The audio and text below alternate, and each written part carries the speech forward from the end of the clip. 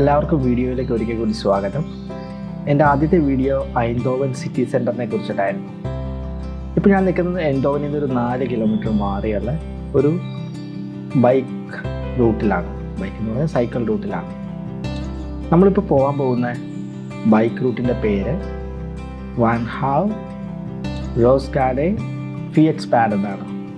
ഫിയറ്റ്സ് pad എന്ന് പറഞ്ഞു കഴിഞ്ഞാൽ ബൈക്ക് റൂട്ട് അല്ലെങ്കിൽ സൈക്കിൾ റൂട്ട് എന്നാണ്.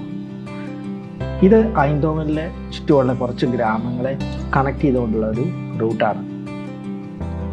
സമ്മർ സമയം ആയതുകൊണ്ട് തന്നെ ഒത്തിരി പേര് ഇതിൽ കൂടെ യാത്ര ചെയ്യുന്നുണ്ട്. നിങ്ങൾക്ക് കാണാൻ പറ്റും സ്ക്രീനിൽ. ചിലർ നടന്നു പോകുന്നുണ്ട്, അവരുടെ പെറ്റ്സൊക്കെ ആയിട്ട് നടക്കാനിറങ്ങുന്ന രീതിയിലൂടെ. മറ്റു ചിലർ ബൈക്കിലൂടെ പോകുന്നുണ്ട്. ഈ ബൈക്ക് റൂട്ടിൻ്റെ പ്രത്യേകത എന്ന് വെച്ച് കഴിഞ്ഞാൽ ഇതൊരു റൂട്ടല്ല, ഇതൊരു 3-4 റൂട്ടുകളുണ്ട്. ഞാനിപ്പോൾ സെലക്ട് ചെയ്തിരിക്കുന്നത് ഏറ്റവും ദൂരം കുറഞ്ഞ റൂട്ടാണ്. ഏകദേശം 28 കിലോമീറ്റർ ദൂരമുണ്ട്. ഇതിലെ ഏറ്റവും വലിയ റൂട്ട് ഐന്തോവന് ചുറ്റുമുള്ളത് ഏകദേശം 68 കിലോമീറ്റർ മറ്റുള്ളതാണ്. എനിക്ക് അത്ര ദൂരം ചവിട്ടാൻ ബുദ്ധിമുട്ടുള്ളതുകൊണ്ട് ഞാൻ ചെറിയ റൂട്ടാണ് സെലക്ട് ചെയ്തിരിക്കുന്നത്. നമ്മളിപ്പോൾ പോകുന്നത് ഒരു ഫാം ഹൗസിലേക്കാണ്. ഈ വഴിയുടെ ചുറ്റുപാടും കുറേ ഫാം ഹൗസസ് ഉണ്ട്. ഈ പർട്ടിക്കുലർ ഫാം ഹൗസ് അവർ ചെയ്യുന്നത് ആപ്പിളും പിയറും അങ്ങനത്തെ കൃഷിയൊക്കെയാണ് ചെയ്യുന്നത്. ഞാൻ തിരിച്ചു വന്നപ്പോൾ ഇവിടെ കുറേ കുതിരകളെ കണ്ടില്ല. എനിക്ക് തോന്നുന്നു അപ്പോൾ ഒരു കുതിര ലായവും കൂടെ ഉണ്ടെന്ന് തോന്നുന്നു. അപ്പോൾ ഈ ഫാം ഹൗസിൻ്റെ പ്രത്യേകത, ഞാനിത് വീഡിയോ ആയിട്ട് റെക്കോർഡ് ചെയ്യാൻ കാരണം അത് തന്നെയാണ്. ഇവർക്ക് ഒരു പുറത്ത് കുറേ പെട്ടിയൊക്കെ വെച്ചിട്ട് കുറേ പഴങ്ങൾ അവർ വിൽക്കാൻ വെച്ചിട്ടുണ്ട്. പഴങ്ങളും പിന്നെ മുട്ടയോ മറ്റോ ഉണ്ടെന്ന് തോന്നുന്നു. അപ്പോൾ ഈ പഴങ്ങൾ അവരുടെ ഫാം ഹൗസിൽ ഉണ്ടാകുന്നത് തന്നെയാണ്. അത് പുറത്ത് വിൽക്കാൻ വെച്ചിട്ടുണ്ട് പെട്ടിയിൽ. പക്ഷെ വിൽക്കാനായിട്ട് ഇത് ആരും അവിടെ പുറത്ത് നിൽക്കുന്നില്ല. ഒരു മേശ ഇട്ടിട്ട് മേശയിൽ തുണി വിരിച്ചിട്ട് ഒരു പെട്ടിയിൽ ഇങ്ങനെ പഴങ്ങൾ വെച്ചിരിക്കുകയാണ്. പിന്നെ അതിൻ്റെ അടുത്ത് തന്നെ ചെറിയൊരു നമ്മളുടെ നാട്ടിലെ പൗഡർ ടിന്നൊക്കെ പോലത്തെ ഒരു ഡപ്പിയിൽ പൈസ ഇടാൻ വേണ്ടി സൗകര്യമുണ്ട്. ആ കാണുന്ന ബോർഡിൽ അതിൽ ഓരോ പഴത്തിൻ്റെയും വില അവർ എഴുതി വെച്ചിട്ടുണ്ട്. എനിക്ക് തോന്നുന്നു 20 സെൻറ്റാന്ന് തോന്നുന്നു. അപ്പോൾ രസം എന്ന് വെച്ച് കഴിഞ്ഞാൽ നമുക്കിപ്പോൾ എന്തെങ്കിലും വേണമെങ്കിൽ ആവശ്യമുള്ള എടുക്കാം. അതിൻ്റെ പൈസ ആ ഡപ്പിയിൽ ഇടാൻ പറ്റും. ആലോചിച്ച് നോക്കും, നമ്മുടെ നാട്ടിലൊക്കെ കടക്കാരുണ്ടായിട്ട് പോലും എന്തോരം മോഷണങ്ങളൊക്കെ നടക്കുന്നു അല്ലേ. ഇവിടെ എല്ലാവർക്കും വിശ്വാസമാണ് ആളുകളെ. അതുകൊണ്ട് തന്നെ ഇവർക്കൊരു ഒരാളെ അവിടെ അതിനുവേണ്ടി നിർത്തേണ്ട ആവശ്യമില്ല. അവർക്കറിയാം നമുക്ക് എന്ത് വേണമെങ്കിലും നമ്മൾ തന്നെ വന്ന് എടുക്കും, അതിനുള്ള പൈസ ഇട്ടോളും എന്നറിയാം. കണ്ടോ, ഇത് ആ വീട്ടിൽ തൊട്ടപ്പുറമുള്ളൊരു വീട്ടിൽ മത്തങ്ങയൊക്കെ വിൽക്കാൻ വെച്ചിരിക്കുകയാണ്. അതിൻ്റെ മത്തങ്ങയ്ക്ക് 50 സെൻറ്റും 75 സെൻറ്റൊക്കെയാണ് എഴുതി വെച്ചിരുന്നത്. അപ്പോൾ വൈകുന്നേരം ആകുമ്പോഴത്തേക്കും അവരുടെ കുറച്ച് മത്തങ്ങ അല്ലെങ്കിൽ കുറച്ച് പഴങ്ങളൊക്കെ വിറ്റ് പോകും. അത് കഴിഞ്ഞാൽ അവർ വന്ന് അതിൻ്റെ കളക്ഷൻ അന്നത്തെ പൈസ എടുത്തുകൊണ്ട് പോവുകയും ചെയ്യും. പിറ്റേ ദിവസം അത് തന്നെ ചെയ്യും.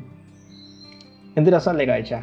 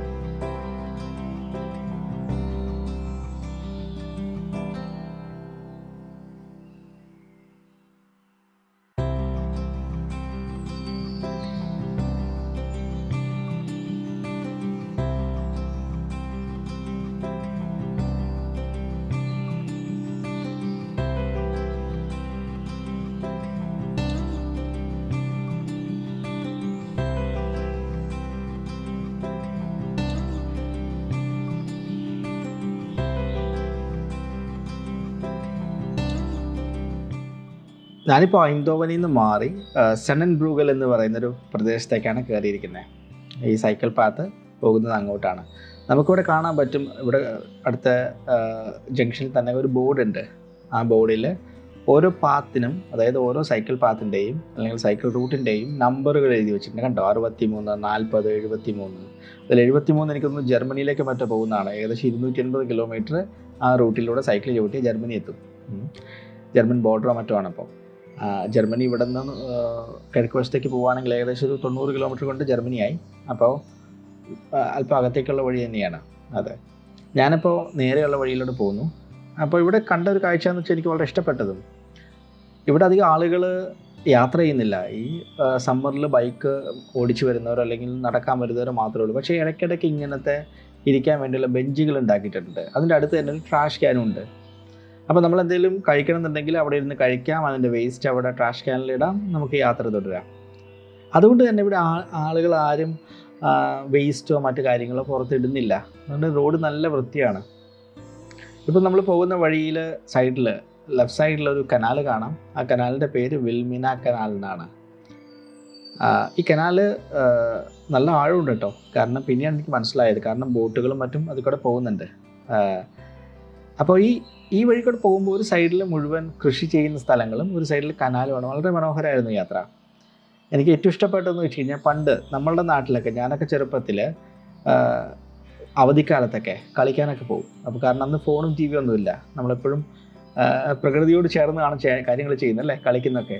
അപ്പോൾ ആ സമയത്ത് നമ്മൾ പറമ്പിലൊക്കെ എന്തെങ്കിലും കളിക്കാനൊക്കെ പോകുമ്പോൾ ഒരു മണമുണ്ട്, പ്രകൃതിയുടെ മണം അല്ലേ, അല്ലെങ്കിൽ നമ്മുടെ വീട്ടിൽ കൃഷിപ്പണി ചെയ്യുന്നതിൻ്റെ മണം. നമ്മുടെ നാട്ടിൽ ഇപ്പോൾ അത് കിട്ടാനില്ല.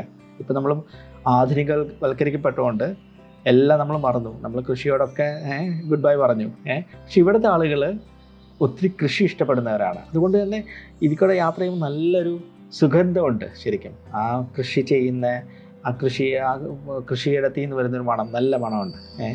ഭയങ്കര ഒരു അനുഭൂതിയാണ്. ഇപ്പോൾ ചിലപ്പോൾ ചെറിയ മഴയൊക്കെ പെയ്ത ദിവസമായിരുന്നു തോന്നുന്നത് ഇതിന് ഞാൻ പോകുന്നതിന് തൊട്ട് മുമ്പ്. അതുകൊണ്ട് തന്നെ ആ മഴയുടെയും അല്ലെങ്കിൽ പിന്നെ അതിൻ്റെ മണ്ണിൻ്റെയും കൂടെ ഒരു മണം നല്ല രസമായിട്ട് തോന്നി. ഇവിടെ പിന്നെ എനിക്ക് തോന്നിയിരിക്കുന്ന കുറേ ആളുകൾ അല്പം പ്രായമൊക്കെ ഉള്ളവരാണ് ഇവിടെ കൂടുതൽ താമസിക്കുന്നത്. കാരണം റിട്ടയർഡ് ലൈഫൊക്കെ എൻജോയ് ചെയ്യാൻ വേണ്ടി ഇവരിവിടെ സെറ്റിൽ ആവുകയാണ് ചെയ്യുന്നത്. അതായത് സിറ്റികളിലൊക്കെ ജോലി ചെയ്തിട്ട് റിട്ടയർഡ് ആകുമ്പോഴത്തേക്കും ഇവിടെ വീട് വാങ്ങി വളരെ എൻജോയ് ചെയ്ത് ജീവിക്കും. കണ്ടോ, ഇപ്പോൾ പോകുന്ന ആളുകളെ കണ്ടോളൂ, അവർ അത്യാവശ്യം പ്രായമുള്ളവരാണ്, റിട്ടയർഡാണ് അവരൊക്കെ. അപ്പോൾ അവർ ഇങ്ങനത്തെ ഗ്രാമങ്ങളിൽ വന്നിട്ടാണ് അവരുടെ റിട്ടയർഡ് ലൈഫ് അല്ലെങ്കിൽ ജീവിതത്തിൻ്റെ ബാക്കി കാലം ചിലവഴിക്കുന്നത്.